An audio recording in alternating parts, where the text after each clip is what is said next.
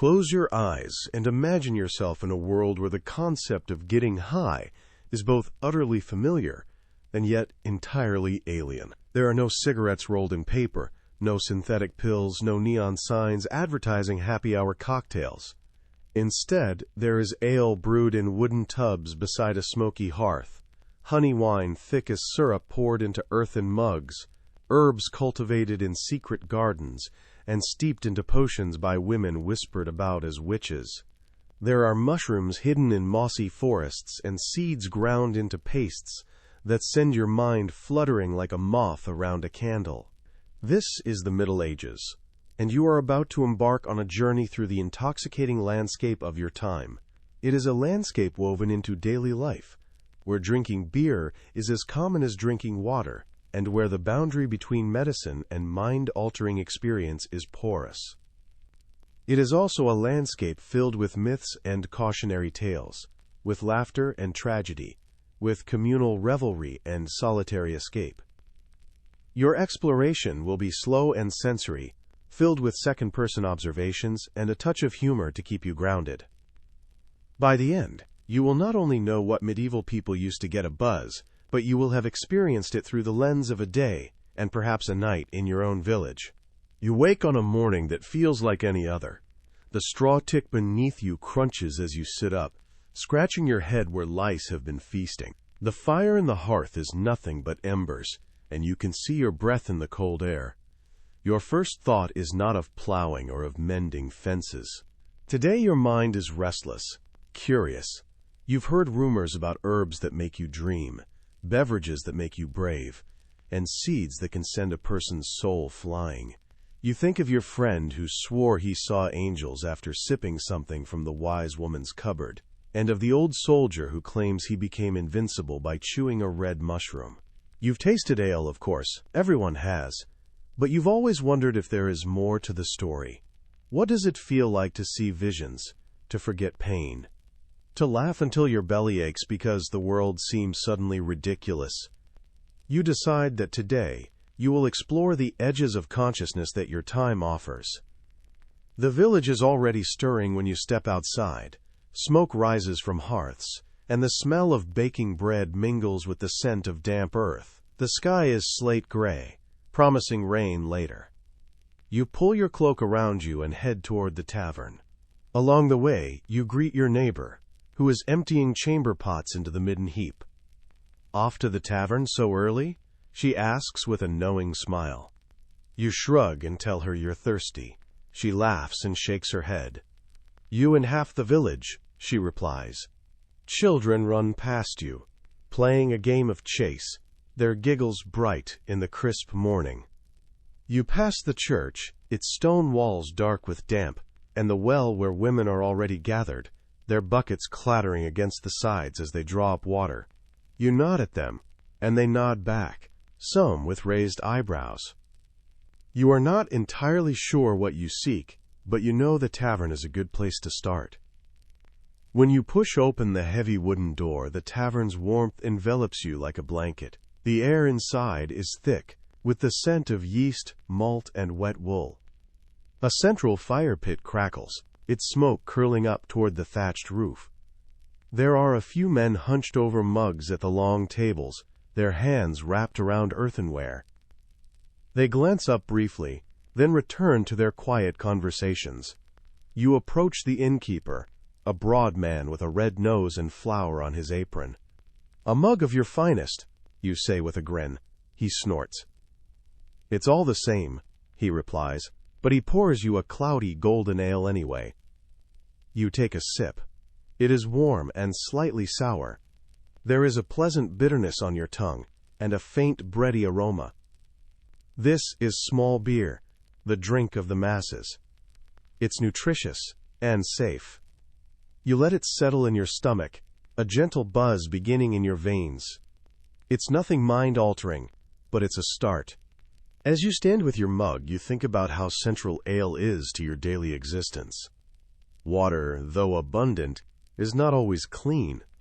Rivers and wells can be contaminated by animal waste, by tannery runoff, by human refuse. Boiling water requires precious firewood. Ale, however, is boiled during brewing, and the fermentation process kills off many pathogens. You remember helping your mother brew a batch last week. She soaked barley and oats in warm water until the grains swelled and softened.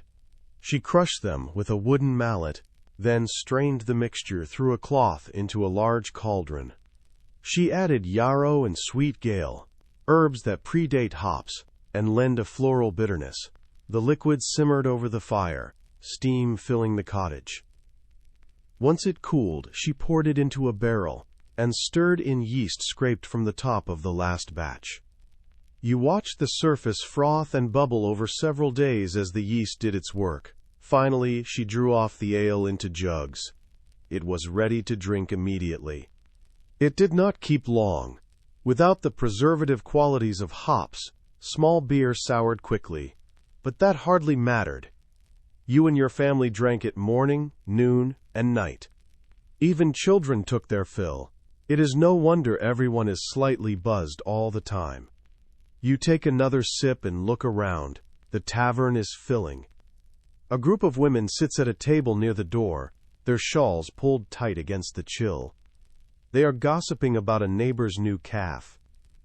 At another table, a blacksmith and a miller are arguing about grain prices. Their voices rise and fall, punctuated by gulps of ale. A young man sits alone, a faraway look in his eyes. You suspect he is nursing a hangover.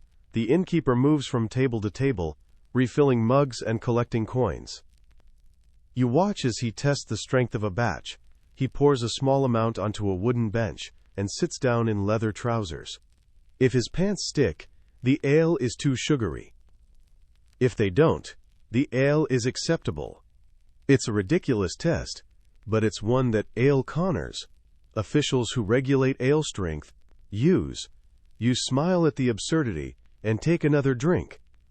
As the morning wears on, you begin to feel the gentle buzz that comes from the weak alcohol. It smooths the edges of your thoughts and makes the worries about crops and taxes recede. It also makes it easier to talk. You strike up a conversation with the woman at your elbow. She has a gap-toothed smile and a cackle that makes you laugh. She tells you about her husband's talent for snoring and about the time a rat ate through his boot while he slept. You tell her about the night you dreamt you were flying above the village, looking down at the thatched roofs as if they were toys. Maybe you drank more than ale that night, she jokes. Or maybe you need to visit the wise woman, suggests the man on her other side. His eyes twinkle. She has herbs that will make you see more than you can imagine. The table falls silent for a moment, then everyone laughs, a little nervously. Herbs are useful, but they can be dangerous too. By midday, the tavern is bustling. The weak ale has given you a base, but you're curious about stronger brews. On feast days, weddings, and market days, something special is served. Mead. You think back to your cousin's wedding last autumn. It was held in the great barn, decorated with ribbons and garlands of ivy. The bride wore a wreath of flowers in her hair. The groom had shaved for the first time in weeks. After the vows were exchanged in church, everyone adjourned to the barn for food and drink. A huge barrel of mead sat in the corner. The honey-based drink glowed amber in the candlelight. You dipped your cup and tasted its sweetness. It was sticky on your tongue, thick and heavy. It warmed you quickly. You drank another, and then another. Soon, your laughter came easier, your cheeks flushed, and your inhibitions melted away. You found yourself dancing with your aunt, then with a stranger. You sang loudly and off-key. You remember stumbling outside, the cool night air hitting your face, and lying down on the grass to watch the stars spin. Mead is potent, and its effect is sneaky. The honey's sweetness masks the alcohol, and before you know it, you are floating. Wine is rarer in your region, but it does appear. Monasteries sometimes tend vineyards, their rows of grapes neat and orderly. Wine is used in mass, of course, but sometimes a jug makes its way to a feast. You remember the first time you tasted wine. It was sour, and your face puckered. It had bits of sediment in it. It wasn't like the sweet nectar you'd imagined, but it was strong. After 2 cups, you felt your limbs go loose, and your brain turn to mush. You flirted with the miller's daughter in a way you wouldn't dare sober. You told your friend that you were going to become a monk, because you could drink wine every day. He laughed so hard he snorted wine up his nose. The next morning, your head hammered, and your mouth felt like straw. You swore never to drink wine again. That vow lasted until the next feast. There are stronger brews still. Sometimes, when a batch of ale is boiled down and then fermented again, it becomes sturdy ale, or double beer. It's thicker, darker, and more alcoholic. Some call it liquid bread. On one particularly cold winter night, the taverner served a brew so strong it could strip paint. You took a sip and coughed violently. It burned all the way down, leaving a trail of fire in your throat and stomach. Your ears rang. Then a warmth blossomed in your belly and spread outward, tingling in your fingers and toes. You felt like you were glowing.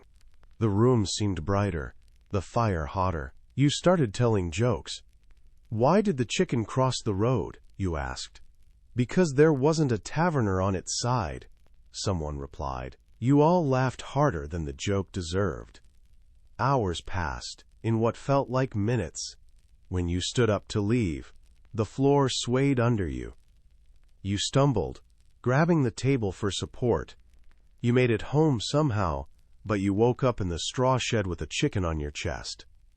Then there is aqua vitae, the water of life. You first heard of it from a traveling merchant, who claimed monks had discovered a way to concentrate spirits.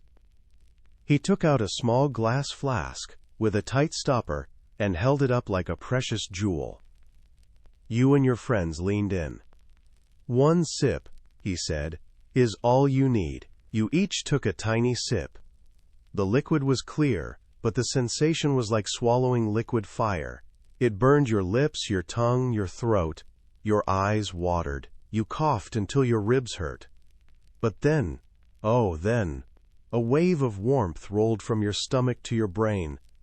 You felt like you could dance on the roof. You felt invulnerable. You slapped your friend on the back so hard he nearly dropped the flask. It's a miracle, you said. The merchant smiled slyly and held out his hand for payment. You paid dearly. Later, you heard that some monks called aqua vitae a medicine, a cure for whatever ailed you. Others called it a path to ruin. You remain undecided. Ale and mead are the drinks of everyday life, but there is another realm of intoxication, one hidden in gardens, hedgerows, and the apothecary's cupboard. To explore it, you need guidance. You decide to visit the wise woman. She lives on the edge of the village, her cottage surrounded by a riot of plants. From a distance, it looks unkempt, but when you step closer, you see order disguised as chaos. Each plant has its place. Mandrake with its forked root sits in a patch of shade. Henbane grows near the fence, its leaves mottled, its flowers a pale yellow tinged with purple. Tall hemp plants sway gently, their serrated leaves reaching for the sky. Poppies stand proud, their petals like delicate silk. A cat sprawls on the path, soaking up the sun, then lazily moves aside when you approach. The wise woman emerges from her door, wiping her hands on her apron. She is older than your mother, with deep lines around her eyes and a smile that is both kind and mischievous. What brings you here? She asks. Curiosity, you reply. She nods knowingly and invites you inside. The inside of her cottage smells of herbs, earth, and smoke. Bundles of plants hang from the rafters. Jars line the shelves, filled with powders, dried leaves, and syrups. A mortar and pestle sit on the table, stained green and brown. She motions for you to sit on a stool. Not many come asking for what you're asking, she says. Most come for a poultice or a potion to cure an ailment. You shift nervously. I want to know about the herbs that change the mind, you say quietly. She raises an eyebrow. They are not toys, she warns. "They can heal or they can harm, but you seem earnest. I will show you some, but we must be careful." You nod. She begins with poppy. She cuts the top of a pod and lets the milky sap ooze into a small dish. She explains that a tiny amount dulls pain. Too much puts you in a sleep you may never wake from. She touches a drop to your tongue. It is bitter. At first, you feel nothing. Then a warmth spreads through your mouth. Your jaw relaxes. Your eyelids feel heavy. You could nap right here on her table. Next, she shows you henbane. She crushes a few seeds between her fingers and lets you smell them. The scent is earthy and a little sharp. She brews a weak tea, cautioning you that more would be dangerous. You sip.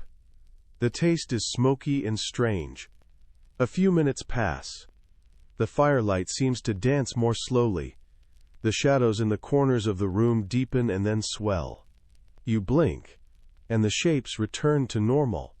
Your hands feel lighter, as if they belong to someone else. You close your eyes and see swirls of color behind your eyelids, purples and greens you don't have names for. You open your eyes quickly. The wise woman watches you intently. "That is enough for you," she says firmly. "Henbane can make you think you're flying. It can also make you forget who you are. Witch's Flight Ointment uses henbane and other herbs to send the mind soaring. They smear it on their skin. They believe they fly to their gatherings. Perhaps they do, in their minds. You shiver and wrap your cloak tighter. Then there is mandrake. She lifts one from a pot and brushes away the dirt to reveal a root that looks disturbingly like a human figure. Legends say that when mandrake is pulled from the ground, it screams. Some stories claim the scream can kill a man. The wise woman smiles at your discomfort.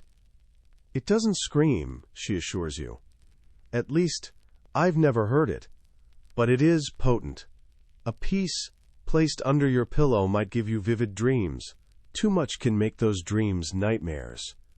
She slices off a sliver and hands it to you. "Place this under your pillow tonight. You'll see." You tuck it into your pouch, half excited, half afraid. Finally, she plucks a hemp leaf and crumbles it into a pipe. She lights it, and smoke curls upward. She hands it to you. You inhale tentatively. The smoke is thick and grassy. You cough. You try again, this time holding the smoke in your lungs. After a moment, a gentle relaxation settles over you. Your shoulders drop. The colors of the herbs hanging above seem brighter. The wise woman's wrinkles soften. Music from outside, a boy playing a flute, drifts in, and it sounds richer, deeper. You smile involuntarily. This feels different from ale. It's lighter, smoother. You feel connected to everything in the room, as if the table, the cat, and you are all part of one living thing. The wise woman pats your hand. "Remember," she says, "herbs are tools. Use them wisely. Use them when you are in pain, or when you need to open your mind. Do not use them to escape your duties. They can be a blessing or a curse." You nod solemnly. You thank her, and step back out into the daylight. The world looks the same, but you know it is full of hidden possibilities. Roots that look like people, seeds that make you fly, sap that can send you to sleep. You feel both curious and cautious. You decide to save the mandrake for tonight. As the sun climbs higher, you reflect on what you've learned. Many herbs and drinks that alter your mind do so as much for practical reasons as for pleasure. In a world without modern medicine, pain relief is precious. You remember your neighbor's accident last summer. He fell from a ladder while fixing his roof and broke his leg badly. The bone protruded through the skin. He screamed and fainted. People gathered, unsure of what to do. Someone ran to fetch the wise woman. She arrived with her satchel of herbs, her face set in concentration. She brewed a strong concoction of valerian root, poppy sap, and a bit of strong ale. She trickled it down his throat. When he came to, his eyes were glassy, but he was silent. 2 men held him down while another pulled on his leg. snapping the bone back into place. He didn't scream. He barely groaned. He slipped back into unconsciousness. Later, when he woke, he said he had dreamed he was floating down a river that flowed through the sky, stars reflected in the water. He held conversations with saints. He said he felt no pain.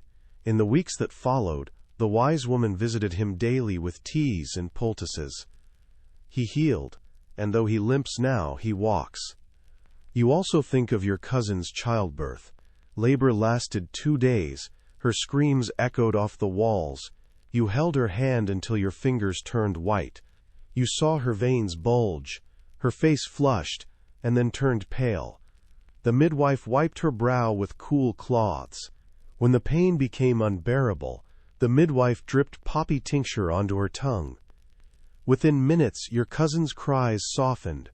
Her muscles relaxed. Between contractions, she seemed to drift somewhere else. Her eyes half closed, she smiled, as if at some private joke. When the baby finally arrived, healthy and squalling, your cousin seemed distant, as if she were watching from far away. She later told you she remembered floating above the room, looking down at everyone. She said she felt as if her own grandmother were holding her. Was it the poppy? Was it the sheer exhaustion? You don't know.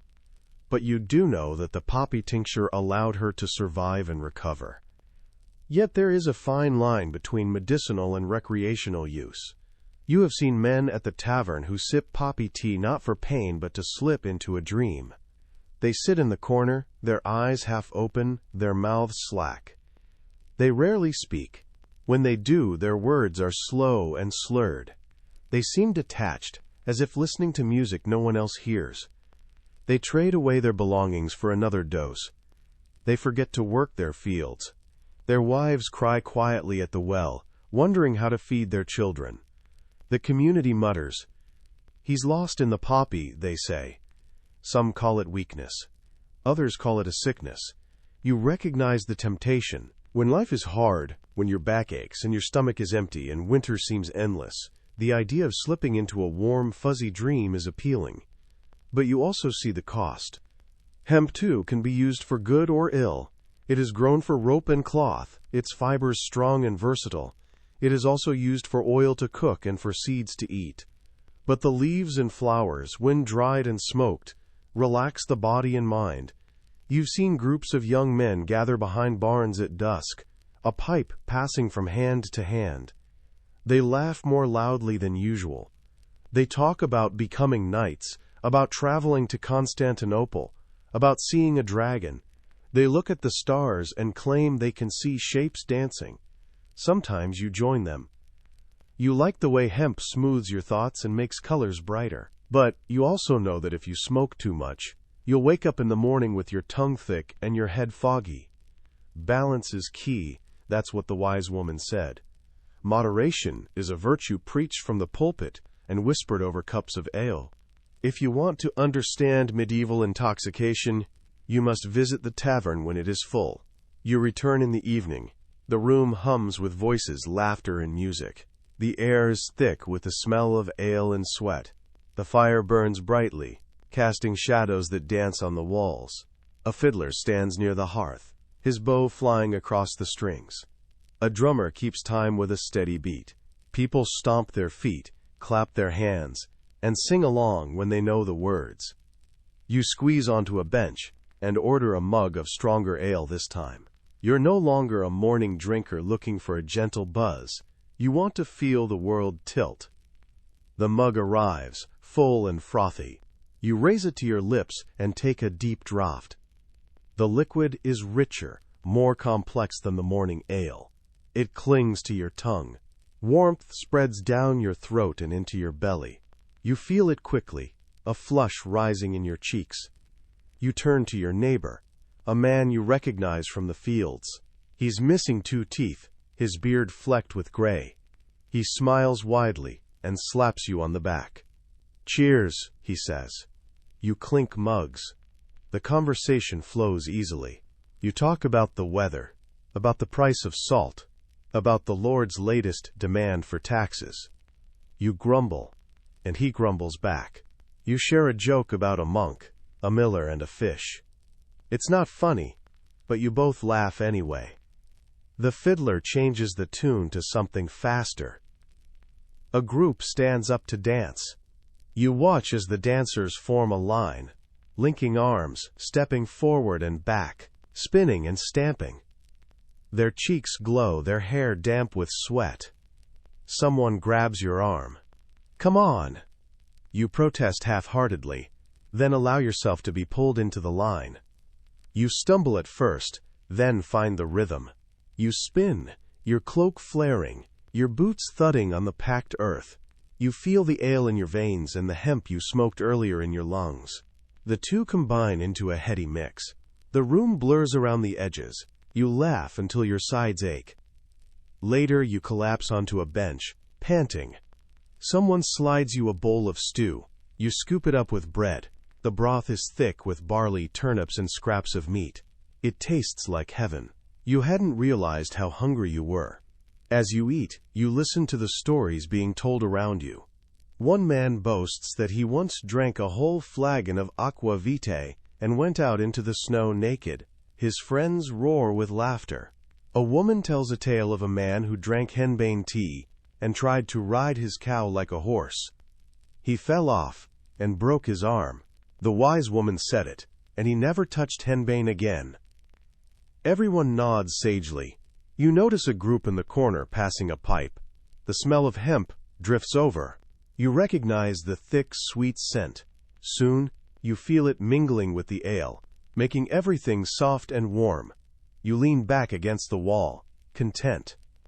Sometimes, revelry takes a darker turn. You remember the last harvest festival. Everyone was celebrating a good yield. Ale flowed like water, meat roasted on spits. A group of men challenged each other to drink more and more. They lined up mugs and downed them in quick succession. Their faces turned red, their speech slurred.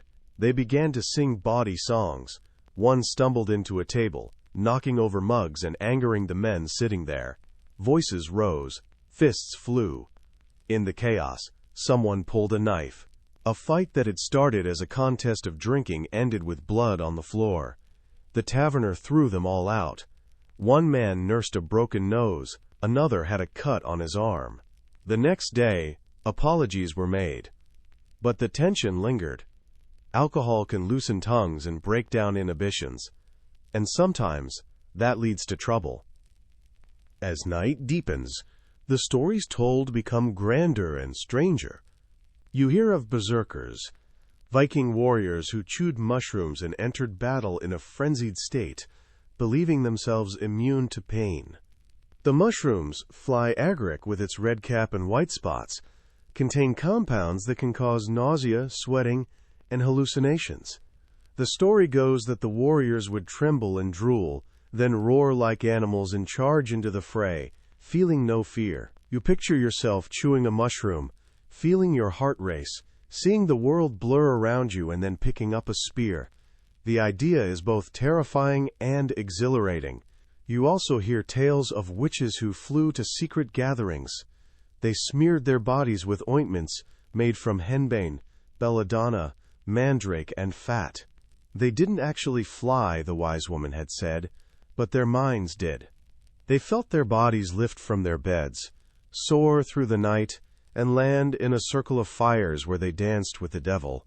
You imagine the sensation of your consciousness separating from your physical form. It sounds like a dream, and perhaps it was, or perhaps there is a thin veil between worlds that certain plants help to pierce. You also hear of saints who consumed ergot, a fungus that infects rye, and experienced visions. Ergot is dangerous. It can cause burning sensations, hallucinations, gangrene, but in small doses, it might induce vivid images. Some say that holy visions are nothing more than ergot poisoning. You shake your head. The idea that a saint's vision could be caused by moldy bread is both funny and unsettling. Then there's the tale of the philosopher's stone. Alchemists believe that by distilling and purifying substances, they can create a substance that grants eternal life. Aqua vitae is part of this quest. Some monks think that by repeatedly distilling wine, they are uncovering the soul of the drink. You wonder if there is a deeper truth. Perhaps by transforming grape into wine, wine into spirit, spirit into vapor, and back, you are transforming yourself. It's a lofty thought for someone with ale in his belly. Legends cross cultures. Traders speak of an Indian plant called cannabis that grows tall and strong. They say that in far-off lands, warriors drink a concoction made from it before battle to feel no pain. Others speak of Eastern sages who smoke dried flowers and sit under banyan trees for days, seeing visions of gods and galaxies. You've never seen a banyan tree, but you know what it feels like to lose yourself in smoke. Some sailors talk about islands, where birds eat fermented berries and drunkenly fall from trees. They laugh as they recount chasing the birds to catch them. Someone else swears that a woman in his village once baked bread with moldy grain, and everyone who ate it danced and sang for hours, then fell asleep for a day. Whether these stories are true or not, they demonstrate a universal curiosity. Humans have always sought ways to alter their minds, to see beyond the ordinary, to touch the divine, or at least to giggle at nothing in particular. The night grows late. The candles burn low. The fiddler sets his instrument aside. People drift home in twos and threes, their arms around each other's shoulders. You remain at the table, staring into the last inch of ale in your mug. You feel the warmth in your belly, the heaviness in your limbs, the slight fuzziness in your mind. You think about everything you've seen and tasted today. You think about why people seek these sensations. In a life filled with hard labor, cold winters, and the ever-present specter of disease, a little warmth and laughter are not trivial. Ale makes the workday pass easier. Mead makes weddings joyous. Wine makes you feel like a lord for an evening. Poppy sap eases childbirth. Henbane opens a door to a different reality. Hemp softens the edges of the world. Aqua vitae makes you feel invincible. For a moment, herbs can help you heal or help you escape. You realize that there is no clear line between medicine and pleasure. The same tincture can dull pain or send someone chasing visions. The same plant can feed you or poison you, depending on how and how much you consume. You recognize, too, that these substances are deeply tied to your culture. They are not simply products. They are embedded in rituals, stories, and beliefs. You drink ale not just because you are thirsty, but because it is what your parents and grandparents did. You avoid certain mushrooms because your aunt said they made a man bark like a dog. You keep a sprig of herb above your door because the wise woman said it keeps away spirits. You fear witches' ointment because the priest said it was made with baby fat. Intoxication is wrapped up in morality, spirituality, and survival. As you finish your ale and stand to leave, you feel gratitude for the choices you have. You can experience the world with clear senses, or through the veil of herbs and drink. You can choose to dull pain, or to sit with it. You can decide whether to chase visions or stay grounded in the earth. You understand, perhaps more than you did this morning, why moderation is preached from pulpits, and why stories of overindulgence end in cautionary tales. You also understand why people sometimes ignore those warnings. Life is short and unpredictable. Joy is precious. If a cup of mead or a puff of hemp can bring laughter or relief, why not partake? The answer, you know, lies in the balance. As the year progresses, certain days stand out not just for their religious significance, but for the way they bring the whole community together in a haze of drink, food, and music. These festivals are the highlights of the medieval calendar. On Shrovetide, just before Lent, everyone uses up their stores of eggs and fat in pancakes and pastries. You wake early that morning to the smell of sizzling butter, a rare treat, and devour flat cakes sprinkled with honey. After church, games begin on the green. Men, women, and children join in a game that resembles a chaotic football match. There are no teams, no clear rules, just a mass of bodies pushing and laughing and occasionally falling into the mud. Ale flows freely, someone passes a jug of sweet cider. By evening, everyone's clothes are filthy, their faces flushed, and their spirits high. It is a last indulgence before the fasting and abstinence of Lent. May Day is another time of collective merriment. At dawn, you and your friends sneak into the woods to gather flowers and branches. You weave them into garlands and crowns. The maypole is erected in the village green, a tall, straight tree trunk stripped of its branches and adorned with ribbons. Young men and women dance around it, weaving the ribbons in intricate patterns. The dance is both playful and symbolic, representing fertility and the coming of summer. Somewhere in the background, an older couple pours mead into cups. You take a sip and feel the honeyed warmth spread. Later, you and the other youths sneak away to the edge of the forest. Someone pulls out a pipe of hemp. You pass it around, lying in the grass, looking up through branches at a sky so blue it hurts. The world slows. You feel each blade of grass beneath you. You hear each bird call as if it's a message meant only for you. You hold hands with the person next to you. For a moment, everything is perfect. Harvest Festival in the autumn is perhaps the most extravagant. You work long days bringing in the grain, then you celebrate even longer nights. The barns are decorated with sheaves of wheat and colorful cloths. A huge bonfire is built in the center of the green. Spits are set up around it, loaded with meat, pork, beef, sometimes deer, if the Lord has granted a rare feast.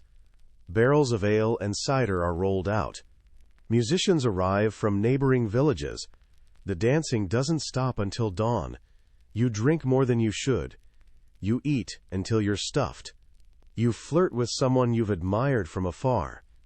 You forget the blisters on your hands and the sore muscles in your back.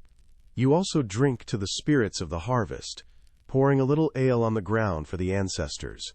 The priest may frown, but the elders say it's always been done this way. During these communal feasts, intoxication is part of the ritual. It blurs lines between classes. The lord and lady may share a cup with their peasants. The priest may loosen his collar and tell a joke. The wise woman may dance with the tanner. For a few hours the usual hierarchies soften. Of course, the next day the Lord is still the Lord, and you are still a peasant. But those fleeting moments of equality are precious. The memories carry you through the long, hard winter. They remind you that joy is possible, that community matters, that life is more than toil. And so, year after year, you look forward to these days and nights when the ale flows, the herbs smoke, and everyone, from the blacksmith to the baker to the beggar, is carried away on a shared wave of music and laughter. Towards the end of your exploration, your thoughts turn to what lies ahead. You've heard whispers of new drinks being developed in distant lands. Some travelers speak of rum from sugarcane, of brandy distilled from wine, of spirits so clear and strong they seem to capture sunlight in liquid form. You wonder what your great-grandchildren will drink. Will they sit in taverns like this one, lifting mugs to their lips? Or will they sip their beverages from glasses you've never seen? You think of the alchemists and monks, experimenting in their cellars, heating and cooling, distilling and redistilling, chasing the essence of life itself. You imagine a future where bottles clink in cabinets, where apothecaries label their tinctures with neat script, where the line between pharmacist and bartender blurs further. Perhaps there will be a time when herbs are classified, their active ingredients isolated, their doses measured carefully. Perhaps there will be laws about who can brew what and how strong it may be. You shake your head, it is too much to imagine. You step outside the tavern one last time. The night is deep, the sky a canopy of stars. The air is cool and smells faintly of peat, smoke and dew. You take a deep breath and feel the various substances in your body settle. The ale hums gently in your veins. The hemp has smoothed your thoughts. The memory of the henbane tea makes you smile and shiver. In your pocket, you can feel the mandrake root, waiting to be placed under your pillow. You walk home slowly, your footsteps steady on the dirt path. You pass the wise woman's cottage, and see her candles still burning. You pass the church, its door closed, its windows dark. You reach your own cottage, lift the latch, and step inside. Your family is asleep, their breathing deep and even. You stir the embers of the fire, add a small log, and watch as the flames catch. You remove the mandrake from your pocket and slip it under your pillow. Lying down, you pull your wool blanket over you and close your eyes. You think about the day's journey. You've tasted ale, mead, wine, aqua vitae. You've inhaled hemp, sipped henbane, touched mandrake, and sampled poppy sap. You've listened to stories of Viking berserkers and witches on broomsticks. You've danced, laughed, and listened. You've considered the line between healing and harm, between pleasure and punishment. You feel a deep appreciation for the complexity of medieval intoxication. It is not just about escape. It is about community, tradition, spirituality, and survival. You realize that the human desire to alter consciousness is timeless. People in your era seek the same things people in the future will seek: relief from pain, a break from monotony, a connection to the divine, a deeper understanding of the self. The methods may change, but the motivations remain. As you drift off to sleep, the mandrake works its magic. Your dreams are vivid. You see yourself walking through a forest where the trees whisper secrets. You fly above your village, looking down on the tiny figures moving below. You converse with animals who answer in riddles. You meet a woman with stars in her hair, who hands you a cup of shimmering liquid. "Drink," she says. You hesitate, then bring it to your lips. The taste is unlike anything you've ever known. Sweet, bitter, metallic, airy. You feel yourself dissolve into light. When you wake, the fire has gone out, and dawn light creeps through the shutter. Your head is clear. You smile at the memory of your dream. You rise, ready to begin another day, carrying with you the knowledge that somewhere, in a garden or a cellar, there is always a plant or a brew waiting to alter your mind, to heal you, to harm you, or to make you laugh. The choice, as always, is yours. You might imagine that the nobility live a life entirely separate from your own, and in many ways they do. Yet, when it comes to intoxicants, their desires mirror yours. Only their means are greater and the ingredients more exotic. Imagine being summoned, unexpectedly, to the great hall of the local lord. Perhaps you delivered a bolt of cloth that pleased his lady. Perhaps a minstrel friend invited you? Perhaps your curiosity simply carried you up the manor's stone steps. Whatever the reason, you find yourself in a room unlike any you have seen. Carved beams arch overhead, darkened by candle smoke. Tapestries depict hunts and battles. A long table stretches the length of the hall, laden with trenchers of meat and baskets of bread. As you take your place, a servant fills your goblet not with cloudy ale, but with a clear, ruby liquid. This is wine from Bordeaux, transported across the channel in oak casks, a luxury reserved for those with heavy purses. It tastes smoother than the sour wine you sampled at the monastery. It bears notes you cannot name, perhaps fruit or spice, and warms you from within. After the roast boar and the venison pasties, the Lord's steward brings out a special treat, hippocras.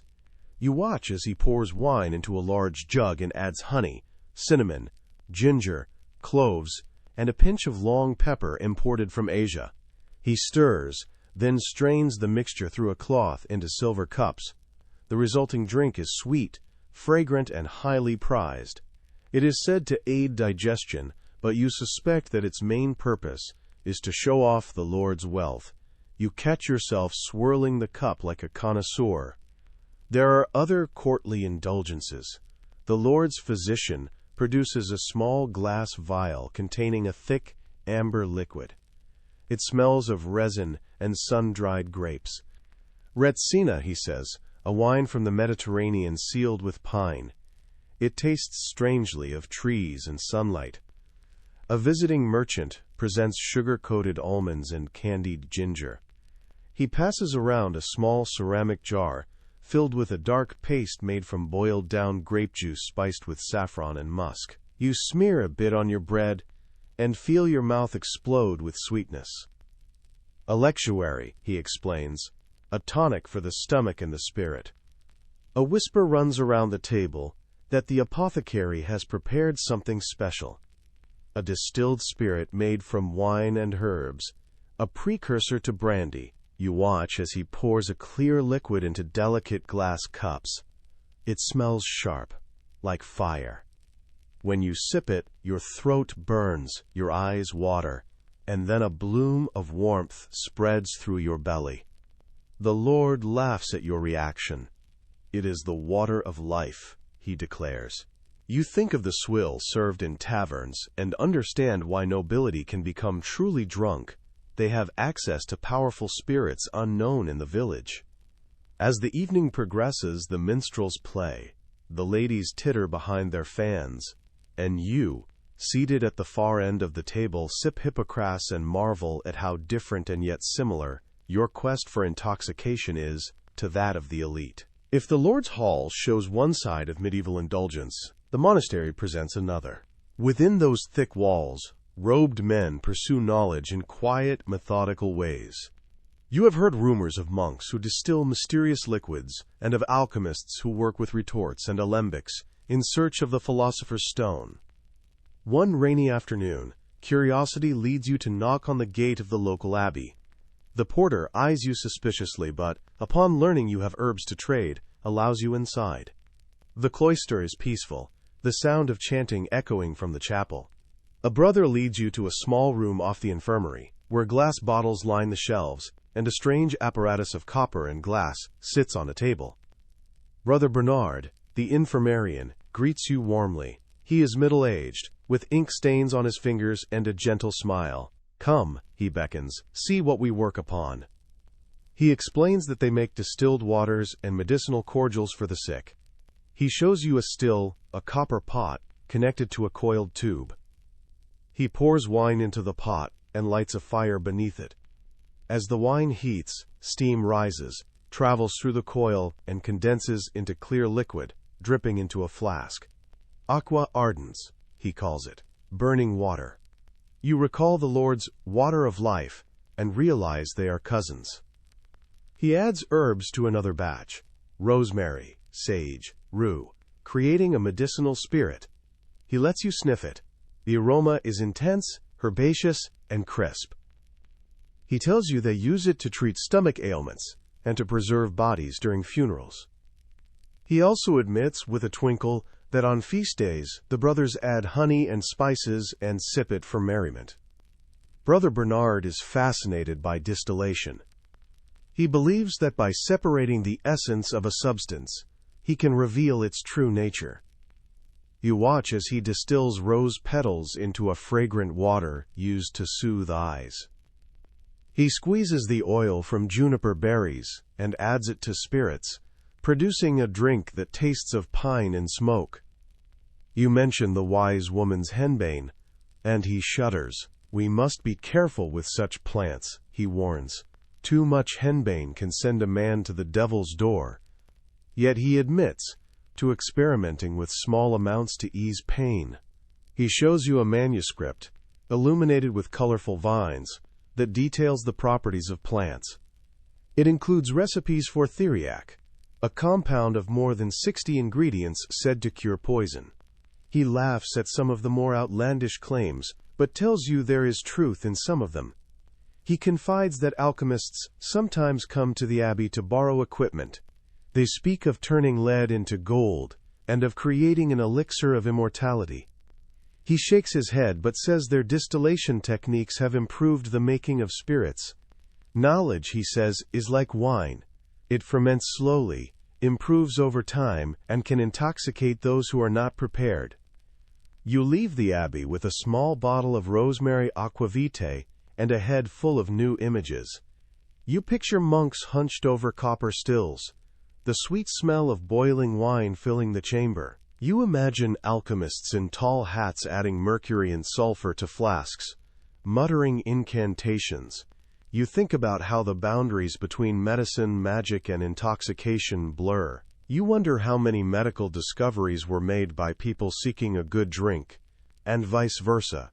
As you walk home, you take a small sip of the rosemary spirit. It is strong, but it tastes of the garden in summer. It warms you and clears your head at the same time. You realize that in the pursuit of healing, humans have created powerful means of intoxication, and that one cannot talk about one without acknowledging the other. Not everyone is pleased with the proliferation of intoxicants. The Church preaches moderation, reminding you that drunkenness is a sin. The Crown issues edicts limiting tavern hours. The village council discusses the dangers of disorderly conduct. One evening, you attend a meeting in the guild hall, where the reeve reads out new regulations. Taverns must not open before dawn or serve after the curfew bell. Brewers must not add strange herbs to their ale. Anyone caught selling wine adulterated with lead or chalk will be pilloried. There is even talk of banning certain songs that incite rowdiness. You roll your eyes but listen. They want to protect public order, but you suspect they also want to collect more fines. You think back to a recent incident. The tavern across the street had been the site of a brawl that ended with broken tables and bruised egos.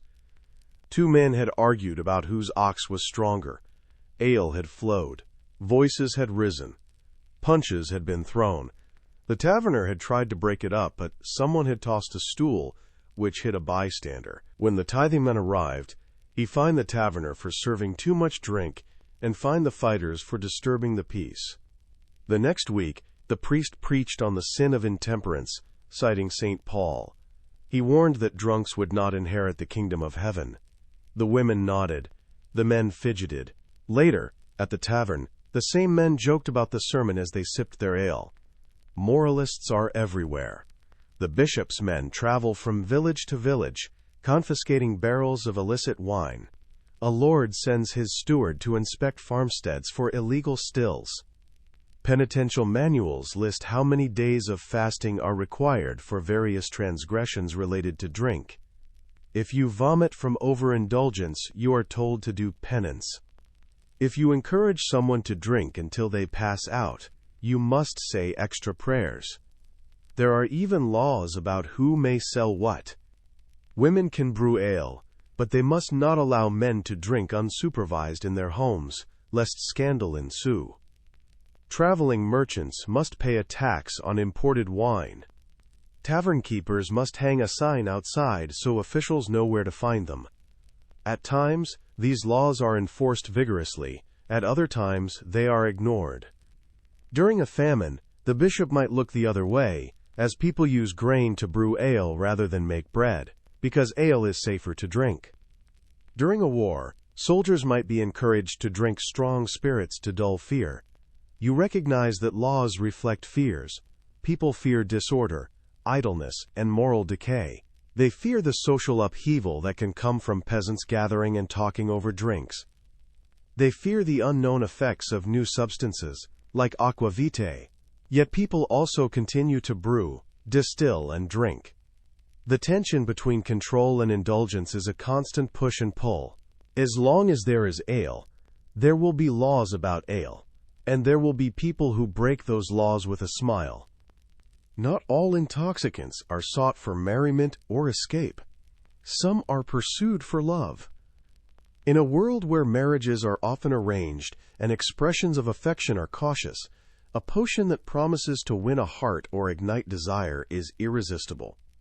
You have heard whispers about potions sold by wise women under the table. One afternoon, a nervous young man approaches you outside the market. He asks if you know how to attract the attention of the baker's daughter. You shrug. Smile, you suggest? He shakes his head. I need something stronger. You direct him to an old woman who lives on the edge of the forest. You accompany him, curious. The woman's cottage smells of dried herbs and damp soil. She has bright eyes and hands stained green. She listens to the young man's plea and nods thoughtfully. She pulls down jars from her shelf. Damiana leaves for desire, a pinch of saffron for warmth, a few grains of long pepper for heat, and a tiny vial of mandrake root soaked in wine for potency. She grinds them together, murmuring words in a language you do not understand, then mixes the powder into a cup of mead. "Give her this," she instructs, "but not too much." The young man pays her with a coin and a promise to bring more honey soon. As you leave, she hands you a sachet of dried lavender and clary sage. "For sweet dreams," she says. You thank her. Love potions are part medicine, part suggestion. Some contain herbs with real physiological effects. Others rely on the placebo effect and the power of ritual. The wise woman tells you about a potion made from Spanish fly, the crushed bodies of blister beetles, that creates a burning sensation and can lead to dangerous side effects. She shakes her head. "Fools will try anything for love," she mutters. She shows you instead a milder concoction made from nutmeg, cinnamon, and rose petals steeped in wine. It smells heavenly and tastes like spiced cider. "This one simply warms the heart," she says. She also speaks of charms. Sew a strand of someone's hair into your clothes to bind them to you. Place a sprig of basil under their pillow to inspire affection. Drink wine together from the same cup while reciting a psalm. You remember tales told at the tavern. A man once drank a love potion meant for his object of affection and fell in love with himself, spending hours admiring his reflection in the river. Another story tells of a woman who tried to enchant her husband to be more attentive. She misread the instructions and instead brewed a sleeping draught. He slept through his chores, and she had to milk the cows herself for a week. People laugh at these stories, but behind the humor is the recognition that love is both powerful and unpredictable. You know that no potion can guarantee affection, but the act of making and sharing one can bring people together. There is something intimate about preparing a drink with care and intention. Even if the herbs have no magical power, the gesture has meaning. As the century turns, the world feels both vast and surprisingly connected. Traders travel along routes that link your village to distant ports, bringing goods and ideas from far away. One autumn fair, you meet a merchant from Venice. He sets up a stall with fabrics, glass beads, and jars filled with strange powders. You are drawn to his wares. He offers you a sip from a small copper pot. The liquid is dark and thick, and when you taste it, bitterness and sweetness dance on your tongue. "It is coffee," he says, "from the Arabian Peninsula. It is brewed from roasted beans, and he claims it clears the mind and banishes sleep." You take another sip and feel a jolt of alertness. It is not like ale or mead. It sharpens rather than dulls. He also sells chocolate, a drink made from cacao beans from across the Atlantic. It is blended with spices and sugar, a luxury you can barely imagine affording. You taste a drop. It coats your mouth with richness. Other traders bring sugar, once so rare it was used as medicine. They bring ginger, cloves, nutmeg, cardamom, allspice. They bring dried citrus peel. They bring kava from the Pacific Islands, though this may be later, but there are always rumors of new plants. They also bring stories of substances used by other cultures. They tell you of khat, a leaf chewed in East Africa to inspire conversation and energy. They speak of betel nut in India, of coca leaves in the Andes, of peyote among peoples you cannot imagine. These substances are not available to you, but the mere idea expands your understanding of intoxication. You realize that your experiences with ale and henbane are part of a larger human story. Exotic substances change the local landscape. The introduction of hops from Germany transforms brewing, making beer last longer and giving it a distinctive bitterness. Sugar mixed with wine creates new drinks like claret and morat. Spices lead to the creation of mulled wine, glögg. Coffee houses appear in port cities, places where men gather not to drink ale, but to discuss politics over steaming cups. You hear that some people worry these new drinks will disrupt society. Coffee, they argue, makes people talk too much. Chocolate is too indulgent. You laugh. People said the same about ale and mead once. Change is constant. The allure of novelty is strong. The world is full of things that can warm, soothe, excite, and inspire. You wish you could taste them all, but you also realize that the simple pleasure of a mug of ale by the fire is not to be dismissed. By the time you reach the end of your exploration, night has become early morning. The journey you started with a mug of ale has taken you through taverns and festivals, monasteries and manor houses. You have sipped mead and wine, chewed seeds, and inhaled smoke. You have talked with wise women, monks, merchants, and minstrels. You have considered the laws that try to control your consumption and the stories that celebrate or warn against excess. You have learned that intoxication is woven into the fabric of medieval life, not as a footnote, but as a thread that connects people across social classes and across centuries. You sit by your hearth, the last ember glowing. You reflect on everything you have seen. Your day of exploration could have been any day in your life, because these substances are always around you, as common as bread and as special as a wedding feast. Yet you know you have also glimpsed something extraordinary, the universality of the human desire to alter consciousness. Whether one sits in a thatched cottage or a stone castle, whether one sips ale or distilled aqua vitae, there is a shared impulse to explore the boundaries of perception, to ease pain, to celebrate, to connect, to remember, to forget.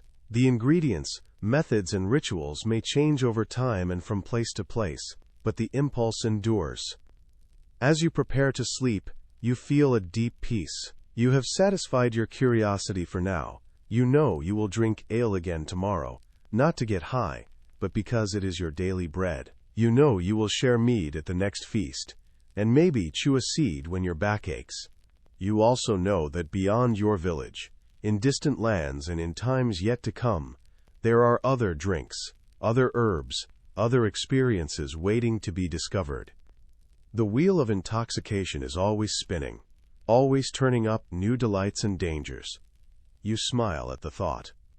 Then, with a sigh, you close your eyes and let yourself drift away, your mind already dancing on the edge of dreams, buoyed by the myriad sensations of the day. Your exploration of medieval intoxication would be incomplete without touching on those who seek altered states, not for merriment, not for medicine, and not for love, but to commune with the divine. Stories circulate about hermits in the forest and anchorites in stone cells who ingest plants to see beyond the veil. One crisp autumn morning, you encounter such a figure on the road. A thin man, wrapped in a patched woolen cloak, carrying a staff carved with symbols. His hair is wild, his eyes bright. He introduces himself as Adric, a pilgrim and a seer. He has walked to distant shrines, sat with monks, and lived among shepherds. He speaks of visions granted by fasting and by herbs. Intrigued, you share your experiences with ale and henbane. He nods knowingly and asks if you have ever consumed mugwort before sleeping.